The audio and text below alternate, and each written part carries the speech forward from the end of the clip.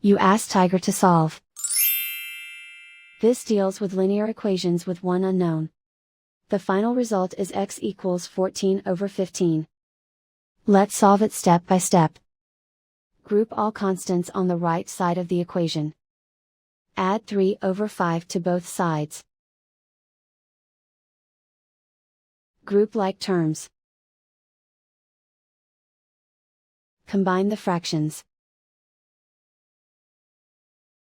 Combine the numerators. Reduce the zero numerator. Simplify the arithmetic. Find the lowest common denominator.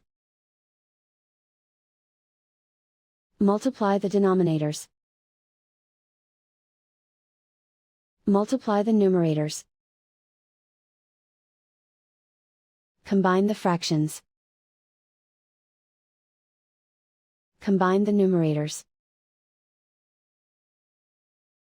And so the final result is x equals 14/15.